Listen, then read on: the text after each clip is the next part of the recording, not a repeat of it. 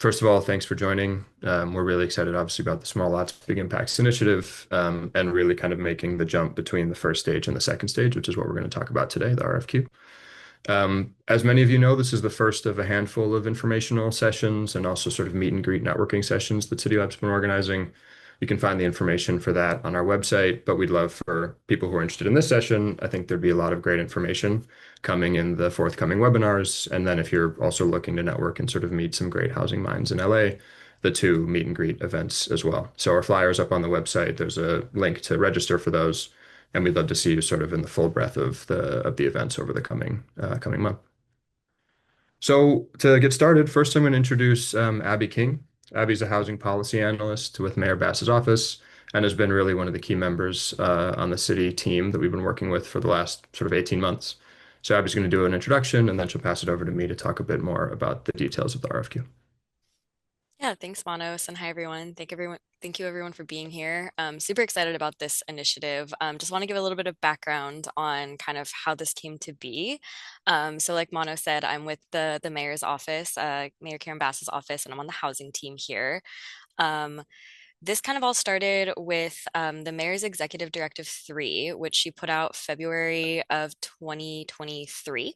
And the goal of this is to develop shelters, interim housing, and permanent housing on city-owned land. And so part of that initiative was a report back from the departments and from the city administrative officer's office on underutilized and vacant city land all over the city. Kind of our takeaway from that was a lot of the larger sites are difficult to develop on for a variety of reasons, whether it's a DOT lot that replacement parking makes it infeasible, or rec and park land that can only be used for parkland. But what we did realize was that there's a lot of lots under a quarter of an acre that have never really been considered useful before, because our focus has largely been larger projects on city land. So from that analysis that was done, our public-private partnership, LA for LA, and through an amazing partnership with cityLAB from UCLA, we were able to kind of launch this about a year and a half ago. And our focus on this through our work with both cityLAB and then also a bunch of other amazing departments like the housing department and the planning department and the CIO's office, we developed this twofold structure where we started with the design competition that was really led by cityLAB, and now our goal is to put out an RFQ with sites all over the city. So our goal is to span at least a majority of the council districts, which we should do, if not more. So we're really developing all over the city. And we are hoping to build, the goal is a model of an innovative housing typology that is a new homeownership model, so that we're able to really focus on development on lands that historically have not been focused on, and then also build new typologies that can be replicated not only in the future and hopefully future rounds of this on other public land, but also on private land. Because as I think Manos will share, not only did we identify a ton of publicly owned sites that are this small, there's a ton of private sites that are even more private sites throughout the city. And so the goal is replicability. We also, following the fires in the Palisades earlier this year, this initiative became a little bit, even more important to our administration, because we realized that not only can these typologies be used on these small sites throughout the city, but they also can really help us think about rebuilding not just the same, but better than before. So those fires really added a little bit of oomph to this project, and we're really excited to see what people come up with. And all the designs that came in from the design competition were really encouraging, and so we're really excited to launch this second part of it. um, we also, something else that has been really exciting about this initiative has been not only the goal to have these innovative housing types, but also to streamline the disposition process for city-owned land. Historically, we generally dispose of land through an RFP, request for proposals, and you have to do those one at a time, and they're very restrictive. And so if anything about the project changes, we have to go back to council and get it reapproved. So we're hoping that we can use this as a model, this RFQ model, to do future disposition of city-owned land, whether it's small sites or larger sites, and create this bench. And then that way we don't have to go through the slower RFP process and we can dispose of land a lot faster and more efficiently so that we can tackle the housing and homelessness crisis. Um, so I do want to turn it over now to talk about this RFQ process that we're kind of an innovative type of process as well for disposition of city-owned land. I'm going to turn it over back to Manos to talk a little bit more about the RFQ.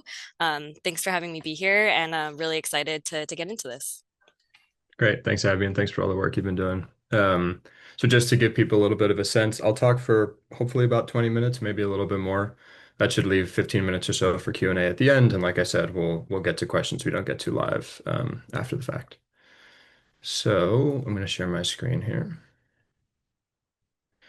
Abby, that was a great introduction. So I'll probably skip through a couple of these slides because you covered the information well, I think. But anyway, obviously, we're talking about small lots, big impacts. You can see at the bottom of the slide, we've got a number of really great partners, including two really generous sponsors, LA for LA and BMO, the mayor's office. And we're working quite closely with LAHD, but because of their role in the evaluation and selection of qualified teams via the RFQ, they're not going to be involved in these webinars. But we're still in contact, obviously, and they remain a strong partner. We'll also be recording the session, as you can see, and posting it to our website afterwards.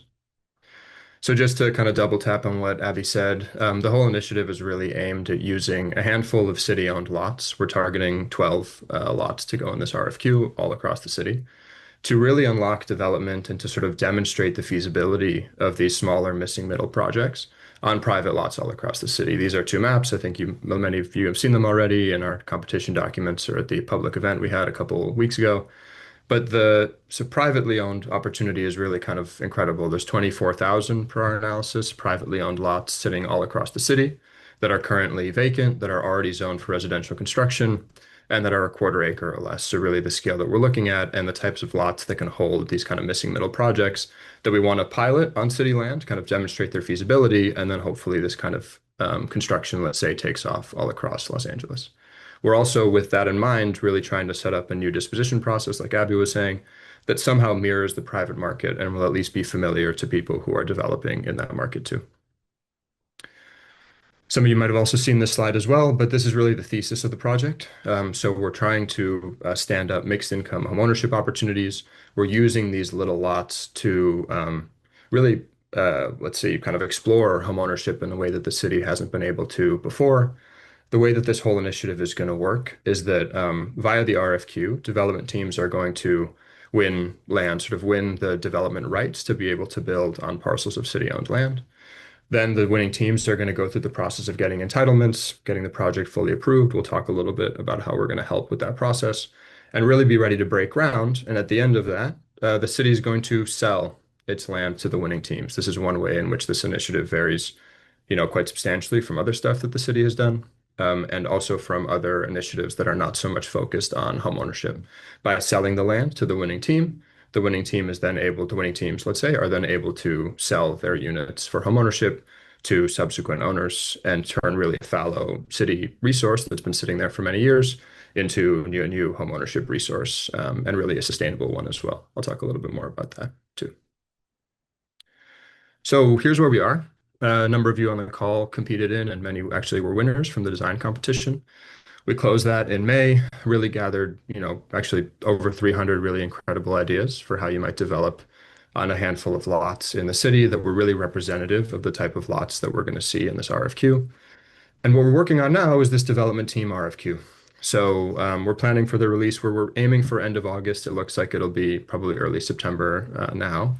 But the intention is to release this request for qualifications, to use it to assign teams to qualify, to assign, sites to qualified development teams that have demonstrated their design and development expertise. We'll then support the projects kind of throughout, again, the, let's say, design process, all the way from award to construction. The RFQ is going to be issued by LAHD, like I mentioned, the Los Angeles Housing Department. And the RFQ, this is something that's important to remember, let's say. It's going to be open to all teams. So winning the design competition is not a requirement. We'd like to see all of the winners submit and really be part of strong teams, but everyone can submit. It's open. It's a sort of objective, open process that's going to really restart, let's say, at the RFQ and be run by LAHD. Yes, okay. So now let's get started. and talk a little bit more about the development team, RFQ, and its details. Before we get a little too deep into it, I'd like to say a couple things. First of all, as I've mentioned now, I think 3 times, the webinar is going to be recorded. There's a lot of information on these slides. They're relatively text heavy as well. The intention is that people can go back and review. So that's just a kind of disclaimer, let's say. There's going to be a lot of information that we're going to try to get through. We're hoping the webinar is useful to everyone, but particularly to people who are looking to form strong teams and who are really interested in submitting specifically to this initiative. The RFQ itself is 85% done. We've been working with LAHD really for the last couple of months on this and the mayor's team. But we're still finalizing some of the details. So what we're going to share today is all the information that we know, really, again, to try to help teams and to try to guide them as they prepare for this RFQ. But some things might change, and all that means really is that it's really important once the RFQ does come out for people who are interested to really read that document carefully and make sure that you fully understand the kind of full suite of parameters as published. Another thing to mention is that, and Abby sort of introduced this as well, these lots are relatively unusual, and they represent unfamiliar territory for the city. These are small, low-yield sites. We're targeting homeownership. I'll talk about this a little bit more at the end, but not traditional subsidy in the way that the city normally works. And we're trying to spur private development. All that's to say that our collective goal has actually been trying to balance an understanding that we need some sort of new approaches to this disposition and to sort of running this project, but also an understanding and respect for what the city's done before and their tried and true methods. So what we're trying to do is create an RFQ and create a process that to some degree kind of keeps both sides happy and make sure that we move the initiative along smoothly. The following information is a result of 18 plus months of trust, of collaboration amongst all the parties. But as you can see on the screen, City Council needs to approve the RFQ. We're expecting the motion to go in front of City Council later this month. And we've done a mountain of pre-work trying to make sure that council members are on board, that they understand all the stipulations.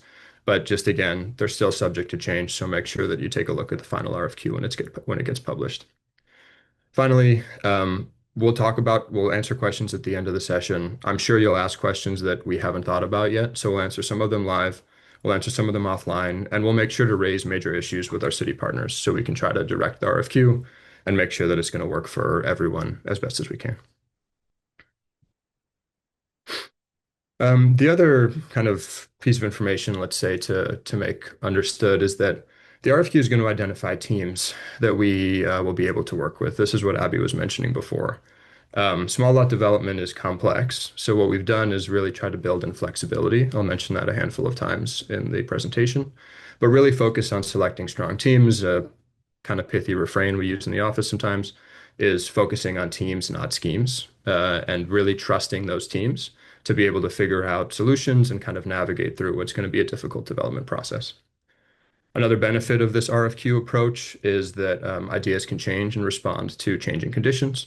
So the idea is that, again, you link up with a team, but you're not tied to a particular scheme and a particular, let's say, number of units or something like that, that might change over time and thus no longer be sort of allowable. So the RFQ helps us avoid that. The RFQ is intended to populate benches of teams that will be eligible to receive city land via this RFQ process. The bench teams will represent and be publicized as really the strongest small lot development teams in LA. So we think it's a really great opportunity both to work on this initiative, but also to kind of, market yourself, let's say, as organizations that are interested in doing this kind of work. And that's really for the myriad private lots that we talked about at the beginning here. There's a really huge opportunity to show other people in the city kind of the ideas we have and the strong teams that we have right here at home. And that's the intention, part of the intention, let's say, of organizing the RFQ in the way that we've done. Okay, so now we'll actually dig into it a little bit. And there's going to be, I think there's 4 sort of overarching topics. The first I want to talk about is the development team benches. So the way that this will work is we're actually going to form 3 separate benches via this RFQ, each targeting a particular type of site, generally organized by yield. People who competed in the architecture competition will be familiar with at least 2 of these 3 categories and also the way that we've been thinking about them. But the reason that we've organized the RFQ in this way is that different categories are aimed at attracting really different types of development teams. And you'll also notice in the following slides, there's a bit of a sliding scale of requirements. Forming these three individual benches allows also, and this is particularly important, similar teams to be compared with each other. So when you submit to the RFQ, you'll say, I'm interested in working on the gentle density category, for example. And then you'll only be competing with other development teams interested in that same category. So this allows us to some degree, compare apples to apples, but also by having these multiple categories, show the breadth of projects that can be built on small lots in LA, and hopefully really create a lane, let's say, for multiple different development teams, from larger, more established teams that might be interested in the biggest sites to smaller up and coming teams that might be interested in the smallest sites. You can see here the sort of way that we think these sites are going to lay out. We're 95%, I'd say, completed with the site analysis and really getting our RFQ sites finalized. It looks like there'll be something like 5 or 6 in the gentle density category, same in the shared future, and something like 1 or 2 in the stack neighborhood category. So more sites in the smaller buckets, but still some really great opportunities for leveraging land to build some big high yield projects. The other thing I'd like to mention is the sort of word I'll be using a lot, and you'll see it in the RFQ when it comes out a lot, which is the word relevance. This is something that we have really set as a kind of guiding principle, let's say, in the RFQ document. And the concept is about making sure that teams are applying to site categories that they have experience building in. We really want to make sure that we're picking teams that can kind of demonstrate that they're able to deliver these types of projects. And also that this is to get at the idea of apples to apples, that the kind of same kinds of teams, let's say, are applying to these various site categories. A nice shorthand that we use and that LAHD has sort of used in the past, this concept, is the idea of a 150% rule. So I'll go through an example here on the slide as you guys can see. But the idea is really if you take your largest project that you've done or the largest project that you're submitting in the portfolio, multiply it by 150%, and that generally sets the kind of top range, let's say, of sites that LAHD would be likely to see you as eligible for and be willing to kind of dispose of to your team. So if you had a 10-unit project, something like 15, 16 units might be where LAHD would say they've had the experience demonstrated they can build at this scale. A project that's 30, 40 units might be something that, they don't have the requisite experience for, and thus LAHD wouldn't be particularly willing to kind of make that disposition. Same thing can be said really for the other direction. So if you think about a team that's interested in or has submitted or built, let's say, a lot of big projects, 150 or 2/3 of that smallest project that they might have submitted would be kind of the floor. Let's say these aren't set in stone. This is just a kind of shorthand rule. But the idea would be, again, firms that have done big projects are more likely to receive big projects, and firms that have done smaller projects are more likely to receive the smaller sites. Okay. I'll slow down a little bit. Sorry for speaking a little bit fast, but hopefully that makes sense. And I'm moving into the kind of second, let's say, overarching category here, which will be discussing a little bit more about the term development team. I've already used it a bunch and I'll continue using it. And also some of the requirements that teams must have, let's say, before they're able to submit. So overall, the idea is that development teams can be one organization or a consortium. So this could be, a developer and an architect pair, could be, a co sort of two developers, let's say, working with an architect. It could be one firm that has architecture and development and financial sort of people all in-house. But what this development team, in its flexible definition, needs to demonstrate is a sort of threefold capacity. First, design capacity.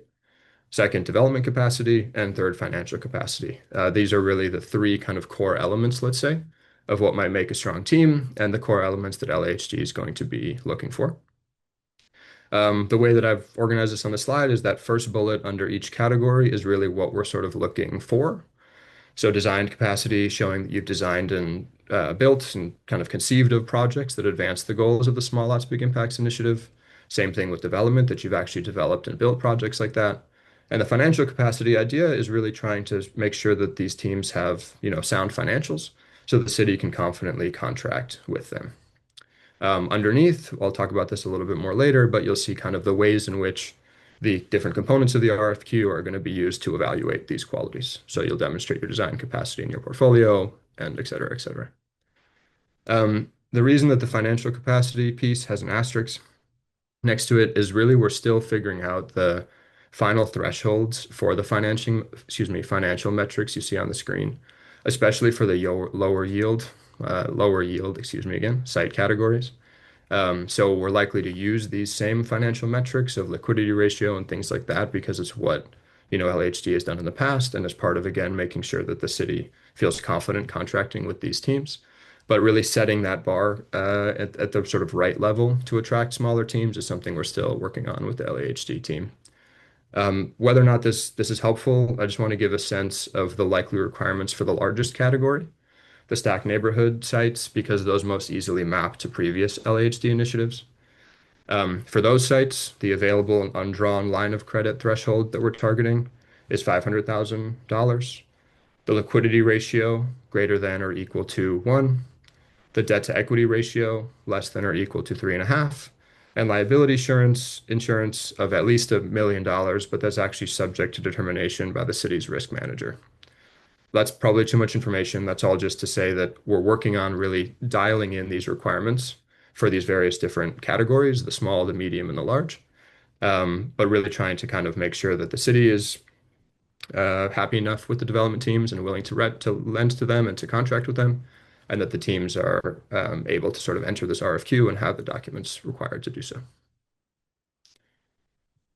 The other thing that's important to mention is, and I'll talk about this again a little bit more in a subsequent slide, but teams are really going to be evaluated collectively. That's I think, hopefully the benefit, let's say, of development teams and sort of leaving that organization to be flexible. So collectively, development teams are going to be required to have designed or developed built projects, and the number scales to the site category. So if you're pursuing gentle density, you'll need to have designed or developed 1 built project to be eligible. For shared future, designed or developed 2, and then 3 for the stack neighborhoods. And these projects should be relevant to the site category being pursued. So again, at a similar scale, let's say, and with a similar yield as the types of projects you'd be pursuing. The designed or developed is important though, because if it's an architecture firm, let's say, that has built, small projects, but the developer they're partnering with has developed larger projects relevant be eligible if the developers actually built that project, let's say, and can point to it in their portfolio. So it's about making sure that as a holistic group, you have enough, you meet the requirements and have enough experience. The other piece, which is important in terms of thinking through kind of LA's development context in particular, is that at least one of those built projects must have been built in California in the last 5-10 years. This is a idea, let's say, about really trying to be specific and making sure that teams have the experience to build here and to navigate through the complex rules that rule both development in LA, but sort of development in California writ large. And again, you can see the sort of the scale. So you need to have built a project in California in the last 5 to 10 years, one of those. So it is your built project if you're in a gentle density category. One of the 2 built projects you need to show if you're in the shared future category, and then 2 of the 3 built projects you need to show in the stack neighborhoods. So there'll be more information about that in the RFQ, but it's just to give you an idea of the kind of idea of teaming together and how you can rely on different parts of the team to satisfy the different requirements. And also the intention of us having at least some example of you having built in California so we can, again, be confident, let's say, that you'd be likely to deliver on the particular site. Couple more stipulations here in terms of requirements. So all parts of the development team must be found to be in good standing with the state of California. This is, again, a sort of traditional city contracting requirement. And firms from outside California are able to receive this good standing.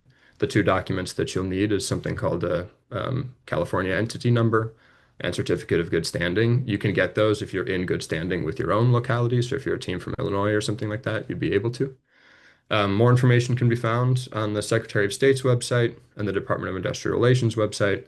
So people who are worried about that can take a look. But again, the intention here is to make sure that your business is adequately registered to work in California, and this would apply to all parts of the team. So every part of the team that's applying needs to kind of have this let's say, like legitimacy and have these documents that say they're able to work in the state of California. I mentioned this before, but the intention here is that teams are evaluated as teams. So really, I think the second bullet is probably the best shorthand. All the requirements that we're talking about, other than the fact that every person on the team needs to be registered to work in California, need to be met by some member of the team. So if your developer, let's say, has a strong line of credit, the architect wouldn't need to as well. The team will actually be the entity that kind of checks those boxes off. Another piece just to mention is this. Let's say local knowledge will be rewarded in RFQ scoring. So the way that we've set this up is that there's no, requirement, let's say, to be a firm that practices in California beyond the idea that you've built or designed projects that have been built here recently. And we welcome those from outside the state to participate as well. But experience building in LA, certainly, and building in California sort of more broadly, will generally be rewarded in the RFQ scoring. So we'll talk about that a little bit later. But partnering with firms that work here, that have designed and developed projects here, could be an important strategy and one that maybe outside firms could explore and, let's say, take a look at.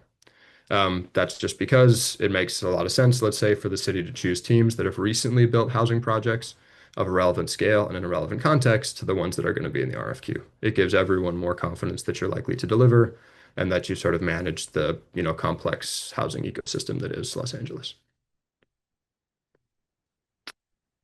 Okay, so that concludes the, development team and requirements section. Now we're going to go forward to talk a little bit more about what will actually be required in the submissions. We're actually asking for, I hope you'll agree, a relatively simple set of documents, mostly because we recognize that these developments are going to be challenging and there's going to be a lot of work ahead. We want to make sure that sort of this particular process isn't onerous. We need enough information so we can make sure that you're a strong team and that we can sort of qualify you, but hopefully not asking too much because the sites are small and the developments will be difficult. The term SOQ is probably too, I don't know, arcane, but statements of qualification is the term that's going to be used in the RFQ, SOQ. And the components are as follows. So you can see them on the slide. You can read a little bit more about them, but each team, one team is, or excuse me, one SOQ is going to come per team. So again, this is the idea of the whole team holistically being evaluated. Teams will have to submit a cover letter. In this cover letter, you'll identify the site category you're interested in working on. You'll actually give us an idea of what sites in that category you're most interested in working on. The RFQ will include all of the sites, obviously, as an attachment with a lot of information. And we're hoping that it's a one-page document, so not a whole lot of space there, but we're hoping you'll summarize your experience and credentials and make kind of a concise case, let's say, for why you think you'd be a good team to work with the city. The second section is what we're calling these development and design criteria. Within that category, we're going to ask for a couple things. Another relatively short, sort of two-page maximum narrative description, really focused on your team's, again, design and development experience. So projects that your architect, let's say, has designed, projects that your development team has financed and put together. We'll ask for two portfolios, really kind of considered as one, but a portfolio that's focused on design work. Handful of pages there with a handful of projects giving us a sense of things you've worked on. Same thing for development work. The intention there is that the projects are relevant. There's that term again. Projects that sort of are at a similar scale, let's say, to the kind of site category you're applying for. And there'll be a preference for built work. I know it's difficult to build in Los Angeles, but and in California really generally, but work that's been built that we can sort of see the full breadth of the projects will be really great to include. And I've talked about this a little bit before, but preferred applications will demonstrate a handful of criteria. You'll see this in the rubric. It'll show up again. Experience working in Los Angeles, high quality work that advances the goals of the Small Lots Big Impacts initiative, peer-reviewed excellence and accolades, so kind of industry appreciation of the work that you've done, and utilization of building techniques that expedite construction and lower costs. So again, sort of give us some confidence that you'll be able to deliver and to deliver hopefully quickly and on budget. The next two parts of the statements of qualification, these were the two slides for that, so there's nothing else, are some description of your fiscal and budgetary experience. So again, a short document really explaining your financial position and why you think you'll be able to deliver in a timely manner. And then we'll ask for two professional reference letters, also very short, from financial entities that can speak to your construction delivery, your capacity, how you've been as a partner, things like that, to again kind of give some confidence that you'll be able to line up financing and work with these teams moving forward. And the last piece, and this is arguably the most interesting, is the potential project approach. So here, I mean, it's an RFQ, as we said, for all of the benefits that an RFQ gives us. But what we want to have an idea about is kind of how your team is thinking about the various sites that you're interested in pursuing. So again, we'll ask for a short document, really explaining that in writing. We'll include questions in the RFQ that are relatively broad, asking about your intended development approach, financing strategy, things like that. The answers are not, set in stone. It's just to give an idea of how you're thinking about it and how you might ultimately develop on the sites. And the same thing goes for the financing worksheet. That'll be an attachment to the RFQ as well. And really, it's a simplified pro forma with I mean, we'll share it when it's ready, but things like how much do you expect the cost per square feet to be? How many units do you think you might be able to get on the site? What do you hope to charge? Things like that. Again, just to get a sense of your teams having really thought through what the development potentials are. It's not to say you're going to build exactly that project, but it's to demonstrate that you could and that you kind of, again, have given it enough thought. You need a sort of scaling amount of worksheets, financing worksheets, dependent on the number of sites you're particularly interested in developing. Okay, hope that makes sense. We're almost there. Now I want to talk a little bit about the RFQ selection process, so kind of how that selection is going to work. So let's dive into it. First is, and I mentioned this before, teams are going to be evaluated within their site categories. So you'll be evaluated against, let's say, other gentle density proposers, if that's the category that you're most interested in working on. There'll be a handful of different review points. The first is threshold review. If you've met your deadlines, if you've submitted everything we've asked for, if you meet the requirements that I listed above, you'll make it past threshold review and actually get scored. LAHD and staff in their office is going to be the team doing the scoring. So they'll review the submissions that pass over that threshold. That review will actually determine what organizations make the bench. So if you pass that minimum score, you are then on the bench and eligible to receive city land. And the intention is that it's really, if you have more than half of the available points, you'll make that bench in your respective site category. I won't go into this exactly, but as you can see on the bottom, you can see how the rubric points are really structured. The lion's share are in that design and development experience, really trying to show and let's say focus on past work that you've done. That'll give us some confidence, let's say, that you'll be able to do great work in the future. And with most of those points coming from an evaluation of the portfolio. So that's really important. Showing work that's relevant, showing work that really demonstrates the types of buildings that you're excited to produce and that you've done in the past. And again, kind of giving us confidence that you'll be able to work with us as we move forward. Okay, I know I'm moving probably quickly, but we're almost there, I promise. So now the last piece that I want to talk about is really the kind of outlines, let's say, of the process as we move from the RFQ to actually breaking ground and constructing some of these projects. Here's what the process will actually look like from being part of the bench, from making it over that minimum score to hopefully signing an exclusive negotiation agreement on a particular site. So all the teams that make the bench, they make the bench via LAHD score, like we talked about. The next step is that really LAHD is going to kind of do more research on all of these bench organizations. So conduct interviews, look into other projects that you've done, check references, talk to other people you've worked with, and use that to really figure out one team from the bench in each category. So one gentle density team is the idea, one shared future team, one stacked neighborhood team. And that team is going to be the first team that gets the chance to negotiate exclusive negotiation agreements with LAHD. An exclusive negotiation agreement is an agreement that gives you development rights, usually it's for 12 months, to a particular site. So you'll essentially lock that site down and be able to design on it, get the entitlements on it, and really try to push the project forward. Our idea with this is that that team, the first team that LAHD selects, will have first priority in choosing from the available sites. So if there's 6 gentle density sites, for example, they'll have the ability to choose which of those gentle density sites they want to negotiate with LAHD on.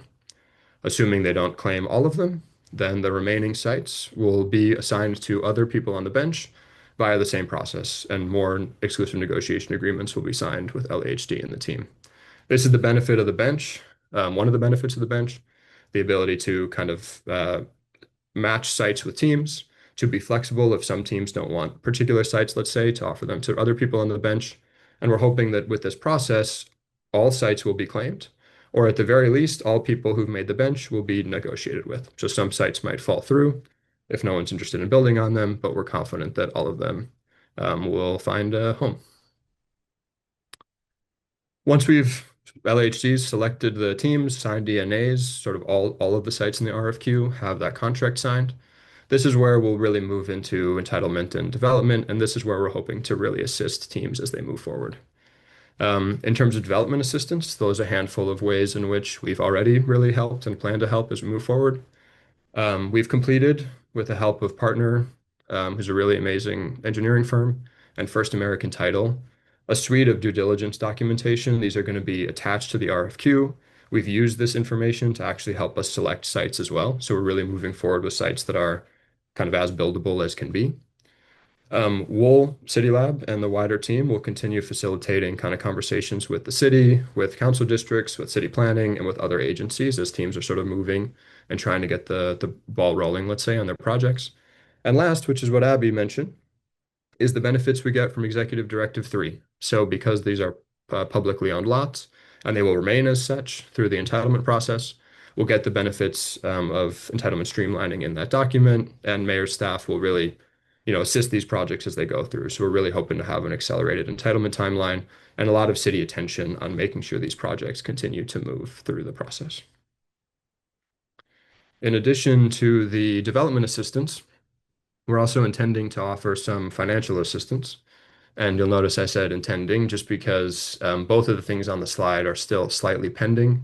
We're waiting on the results of a grant application for the pre-development assistance and waiting on city council approval for the boomerang, but we're relatively confident in both. So I thought it would be smart to introduce them.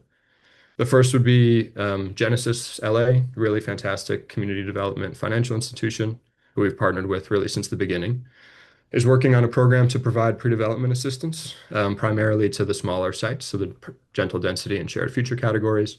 They're hoping to be able to provide something like $200,000 in low interest loans per site. Those would be paid back once the construction loan essentially hits, but it would allow for pre-development work to happen without the development team having to invest a whole lot of money.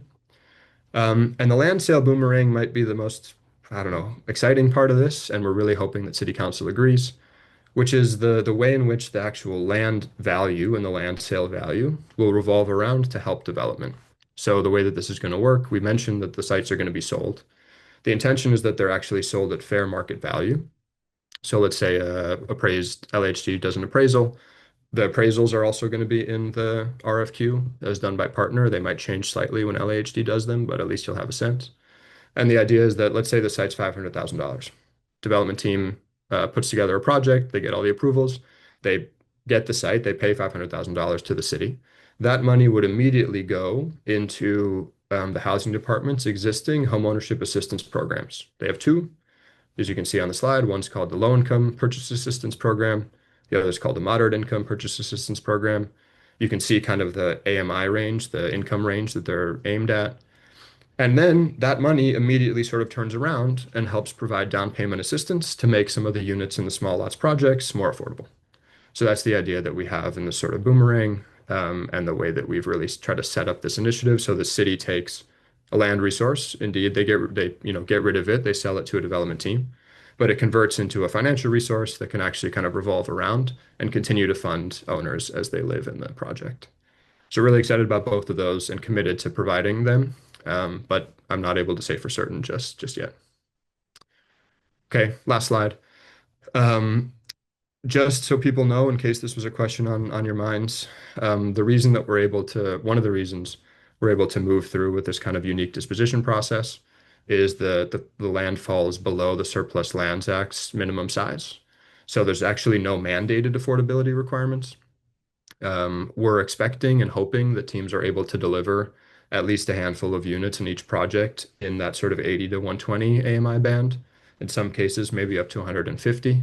We've done financial modeling that suggests that it's possible on up to even 50% of the units in some of these projects, and really looking into that homeownership program, how it works, the stipulations for LIPA and MIPA, I think would be really important as teams think about applying to the RFQ, because that's again the vehicle that we're hoping to provide the purchase assistance through. So that's it. In closing, I just want to say that we recognize these are difficult sites, and really what we're trying to do is work with the strongest teams to unlock the best possible housing outcomes. I mean, that's the whole way that we've set up this initiative. Rather than set strict mandates, instead, we're thinking about this as kind of a team effort, and we want to work collectively to make the process as streamlined and effective as possible. So, hope that was helpful. I know I spoke for a long time. I also want to thank our sponsors, our team, like I said before. We wouldn't be able to do this without their help. Let's see. So I'm going to stop sharing. I know now we have like 3 minutes, but I can stick around for a little bit longer. We can open some live Q&A. And then again, everything we don't get to, we'll respond to after the fact and put up on our website. Thanks so much for joining.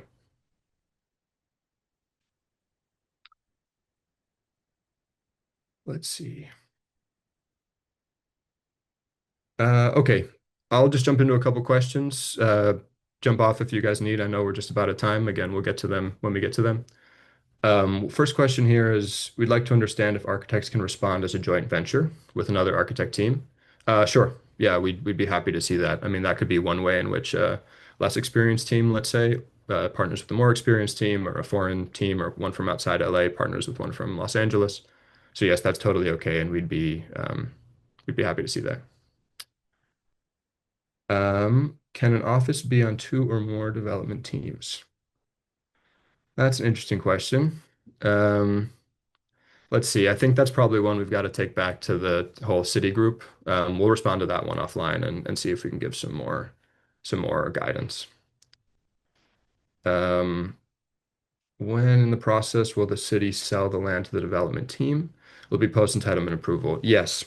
So this is actually something that I think maybe on first hearing sounds like a challenge, but as we've been thinking about it, I think it's the most effective approach, which would be um, the city will hold on to its land, meaning it has all the carrying costs, it has the sort of maintenance costs, all the way up until the project is really kind of ready to go, ready to break ground.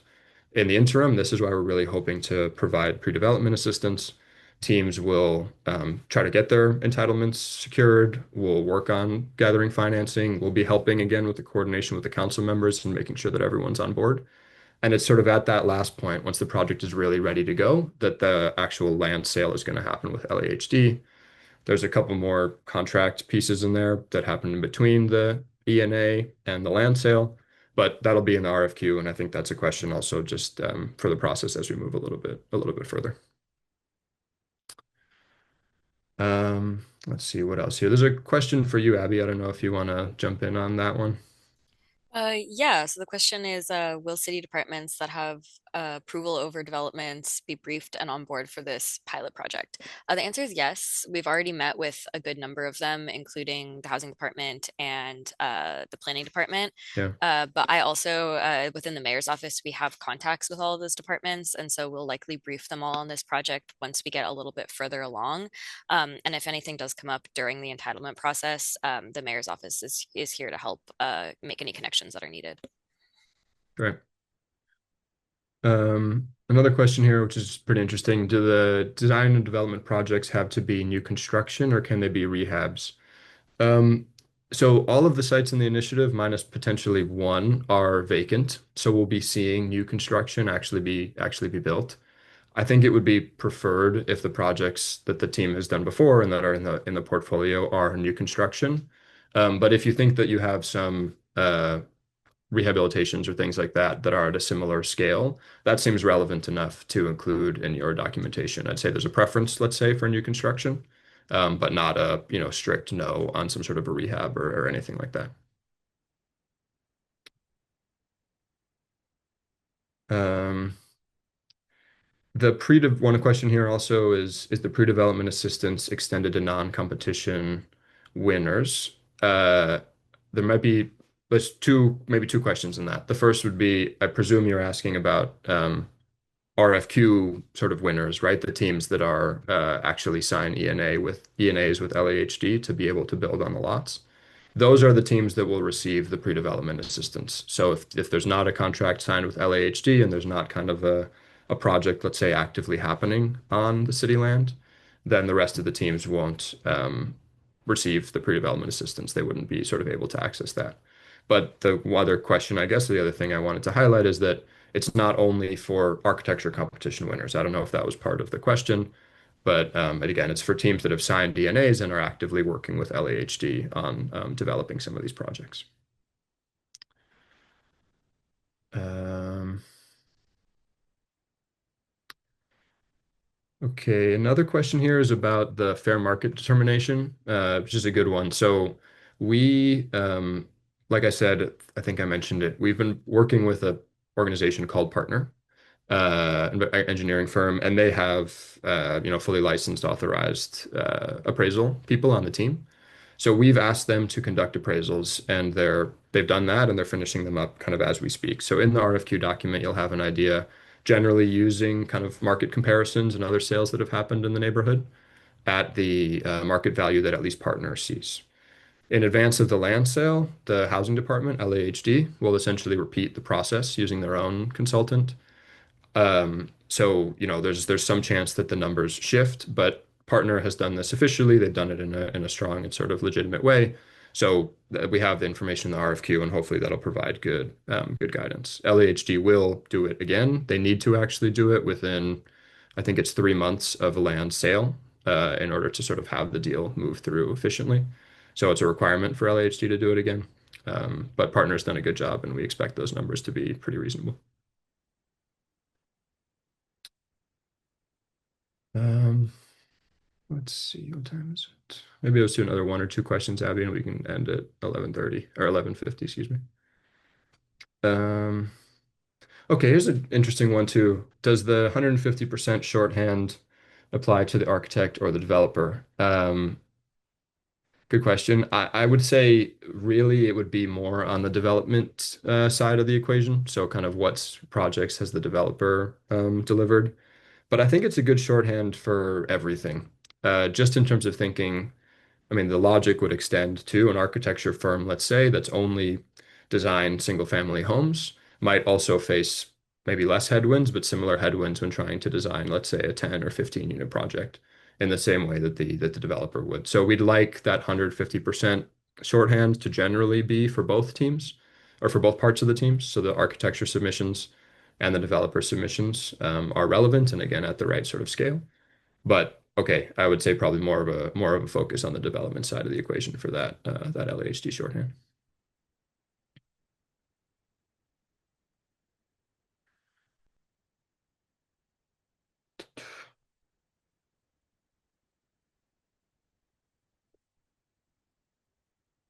Uh,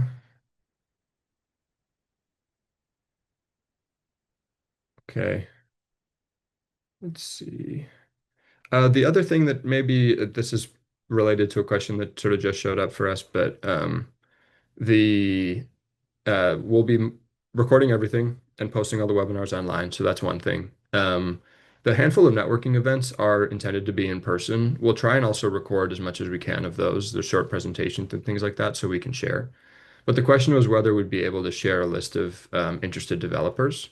And I don't see why not. I mean, again, maybe that's something we could talk with the rest of the team and make sure about, but we could try to do that as well, sort of put a list online of people who are interested, and maybe that'll facilitate matchmaking. But that'll be something we look into a little bit more and get back to you guys.